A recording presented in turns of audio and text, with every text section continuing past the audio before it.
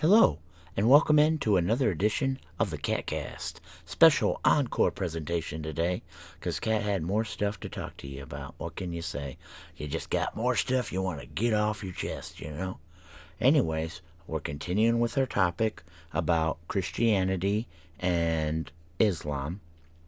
I was fascinated by how the stories are different, and how they take out some of the punishment. And when I was reading it, that's what they basically, I'm like, what's the differences here? What are the differences? And so Google gave me some, which we'll read, and then we're going to discuss some of the stuff. It's interesting. It's just very fascinating to me because some of the things that have always bothered me, there's a reason they've always bothered me, some of the things. So we got to dive into this and do another one. What the heck? I just can't help it. So stories are different in the Quran compared to other scriptures because they often have a different emphasis, such as focusing more on moral and spiritual lessons than historical details. The prophets are portrayed as pure and sinless, and certain details are added or omitted to highlight theological points. For example, the Quran emphasizes monotheism and human accountability, unlike other accounts. It also presents a unique narrative for each story, even if it shares similarities with other traditions. I find some of that as interesting. I think a lot of the Bible is also about spiritual lessons as well. And sometimes people look to it too factually, where it might actually be more telling you things. But this is interesting to Kat. This is what I'm actually talking. Now I'm getting down to what we're talking about here for differences. Key differences: emphasis on morality and spirituality. Stories in the Quran are often used to teach moral and spiritual lessons rather than focusing on historical details. That's, to me, that is more important actually than the actual details. I remember when I tried to read the Bible all the way through, and I got through where they're just talking about the freaking tree of all the people that, born from this person, born from this person, born from this person, born from this person. And I was like, I can't do this. And I just skipped over that part because I'm like, I don't want to just read a bunch of people's names. So I don't know. To me, that wasn't even an important thing to put into the Bible, but it's in there for some reason. So maybe they're like, hey, let's just take all that out. It's not important. Do we need to know all these people's names? I don't know. That's my first point, though. That made me stop reading that. I had to just skip all past it. I'm like, I'm not reading all these people's names. I'm not going to remember any of it anyways. That's just in one ear, out the other. I can't keep track of that kind of stuff.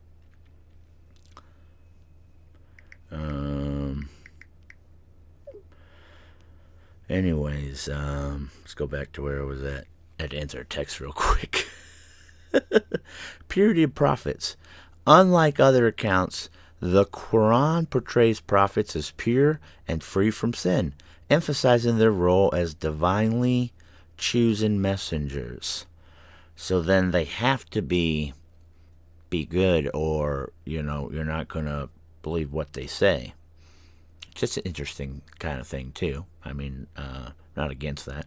Theological focus. The Quran may omit details found in other scriptures to emphasize its own unique theological points, such as the concept of divine justice and human accountability. I am interested in what they're talking about with the divine justice and the human accountability. Listeners, viewers, if you want to enlighten me more on that. Unique narratives. The Quran provides distinct narratives for stories that appear in other traditions, such as the story of Adam, Noah, and Moses, and may include additional details not found elsewhere. What interests me about this the most is the story about Moses and how he's not punished for hitting the rock. And I never liked him being punished for that. And then so I tried to Google to find out why he was punished for that. And actually, I tried to find out, did he get in trouble in the Quran? Because he never made it to the promised land is what I've always thought. But they said no, he was not punished. And then but then the Christian reason is they said he was trying to like upstage God or be bigger than God by hitting the rock. And I'm like, that doesn't seem like Noah's character, or not Noah, Moses' character to me. I don't believe Moses would do that. And it's never made sense to me, actually. My whole life I've been like, why the heck would Moses have done that? I mean, and why is that more worse than him when he came down and broke the commandments because he was mad that they were made the idol? I mean, he got pretty angry there. If anything, that's probably when he probably should have got in trouble, not hitting the rock. I just don't believe that Moses would have.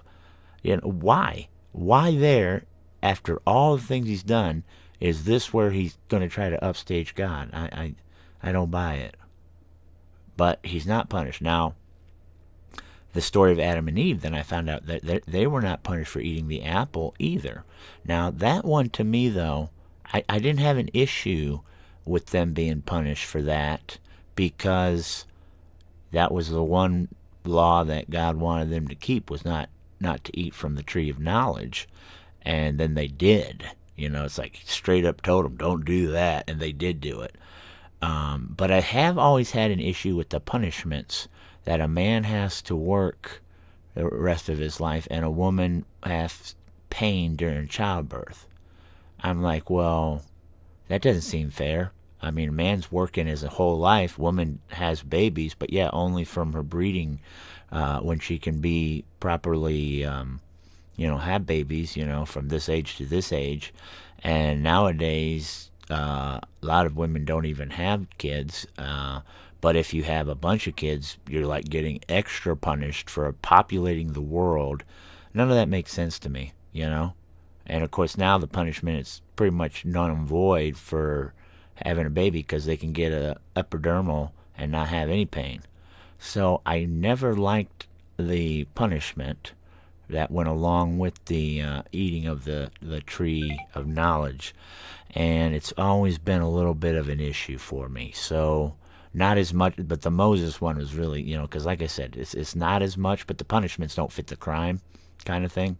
One person's being punished a lot, another person's not being punished that much, except for some pain when they have kids, and if they never make kids, they're never getting punished. So it's never made any sense to me. I don't know. This stuff is interesting. I'm fascinated.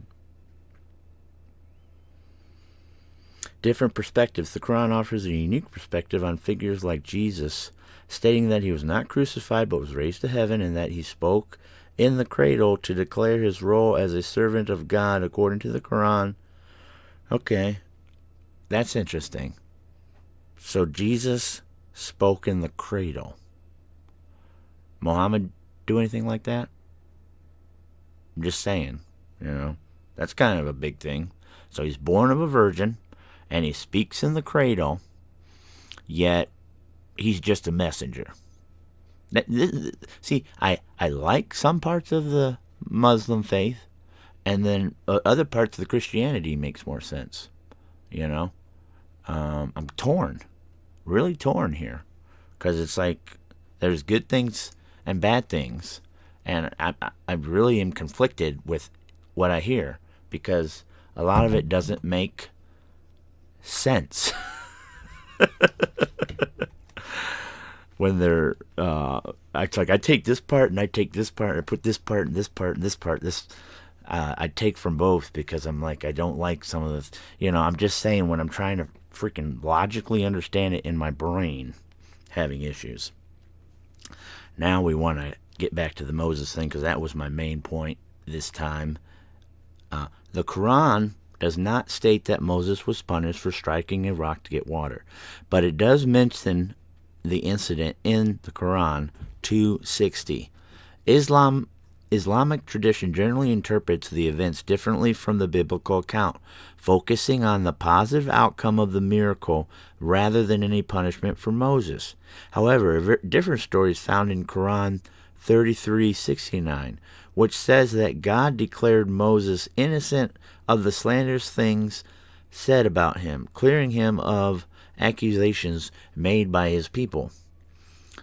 Quran 2:60. This verse describes Moses asking for water and being told by God to strike a rock with his staff, after which 12 springs gushed for the 12 tribes of Israel. We've already discussed that kind of stuff, and it's interesting to me. Somebody told me about that. I think it was my buddy with the numbers, 9169. I can't remember his number now.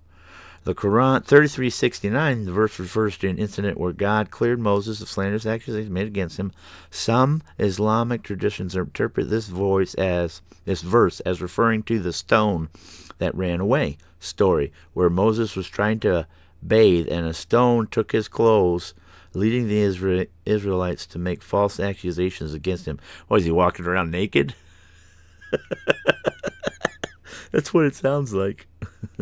No punishment for striking the rock.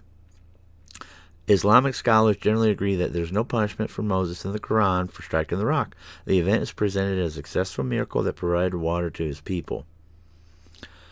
So, that makes more sense to me than the other one. But that's just because of all the stuff that Moses has done. And you're going by the character of him, and you're like, why would he do that? It never made sense to me as a child, and it still doesn't to this day. So hearing the difference here has me fascinated. I mean, it's because I've always thought that the God of the Old Testament was vengeful, not as loving as the God of the New Testament, which I interpreted as the same God, but just realizing that it would be better to be a God of love than a God of fear. And that could be because at the time of creating us, he didn't know what would be the best way for us to respond to him. And I think he realized, I've always interpreted it as that he's realized, when I'm always saying he, I'm just doing it as a general term, because of course there's probably no sex to God, so I'm just saying he because I'm not going to say a plural of it, so I just have to use he, I'm not using it. Okay, so you understand what I mean. He saw that the method that he started with was not working as well as he maybe had thought it might. And that's why there was a change from old to new. Now, that's just an interpretation I have, but now the more I'm reading into stuff, the more I'm wondering how much of this stuff is changed to make a narrative that really didn't even need to be there.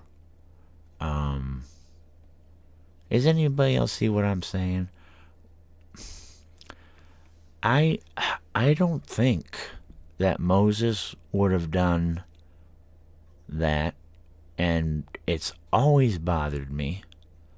And then I find out that it wasn't an issue at all, because like I said, it's a striking of a stone or speaking to a stone. It wasn't like he hit an animal or a woman or something. It's a stone, an inanimate object. Stone's not alive. And I always thought he must have misheard God. He must have thought God said, to hit it, not and instead of speak. He must have had her strike and not speak. I mean, whatever was in their old language of, Aramaic. I can't say it, but you know what I mean. Aramaic. I give up. Anyways, maybe they sounded similar. That's the only thing I could have concluded, because I'm like, but then if I was Moses, I'd be like, wait, I misunderstood you. I'm sorry, Lord. I did not do that, instantly. No, it's an accident. I thought you told me to strike it. So, I don't know. Maybe that's all I have for now. I only did 15 minutes, but it's giving my hairs a stand again and goosebumps just thinking about now how things are interpreted different. I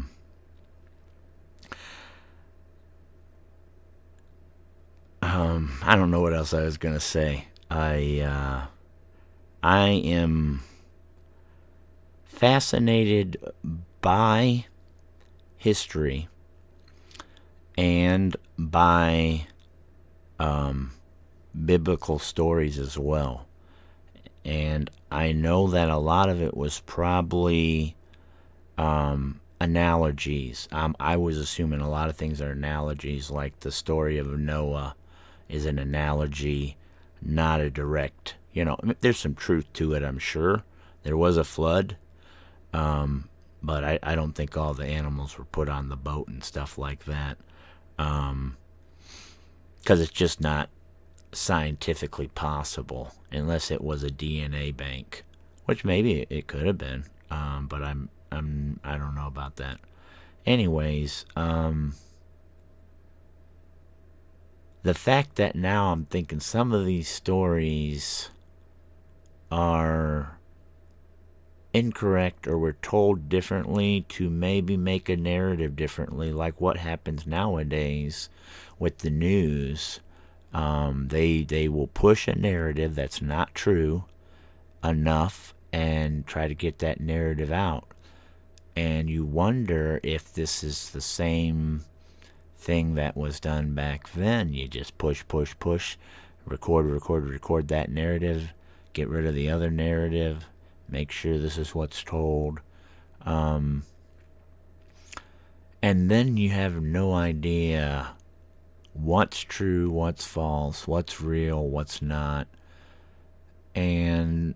But we're supposed to know now 2,000 years later, and God's going to punish us if we don't know which one is real, when we're trying to be deceived, obviously, by probably the devil.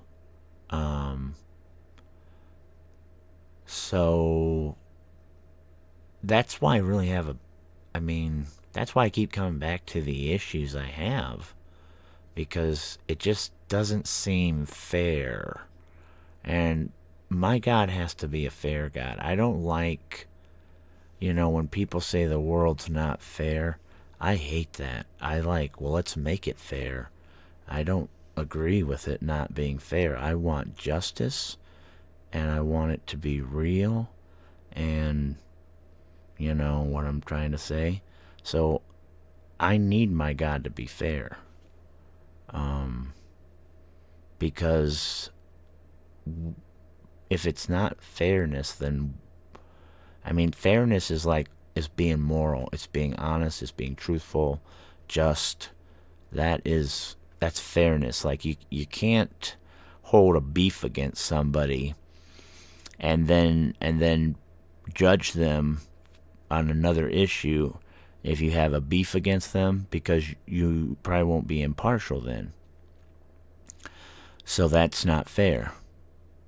You have to be able to disengage from that, or let somebody else make that decision because of how you already have a dog in the fight. You know what I'm saying?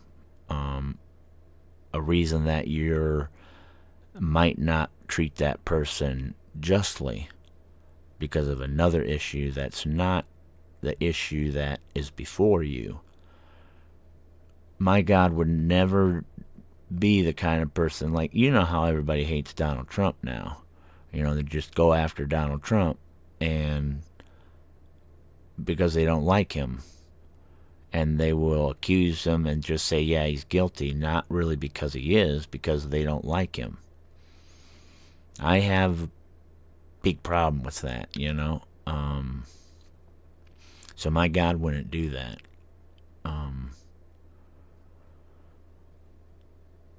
I don't know where I'm going. I'm at 20. I guess what I'm saying is that's all I got to say for the Encore show. I got nothing else, and I'm not going to just drag it out because I know we'll get more comments on this, and I'll work with that tomorrow. And I need to take a break anyways, but I can't stop talking about this. It just really has me wanting to know more, you know? Even though I don't think I can ever get the answers I want, I still want to know as much as I can. But I don't want God to be mad at me for not, you know, like what they say here is if you get the whole message and then you don't accept it, man, you're going to hell. And I'm like, well, I mean, I can get the whole message, but I don't know if I can accept it because of the bias already built in me, you know? And that doesn't seem fair. Like, I want to, but I really just want to keep praying to my God of Abraham and not worry about any of the other stuff. That's what I really want to do. I want to live my life just and right and just be the best I can, the best person I can for the Lord, make him proud and make him happy. I mean, I know I make mistakes. I'm sure I sin a lot. But I don't try to hurt people. I don't try to hurt people. I want to help people. I want to lift people up.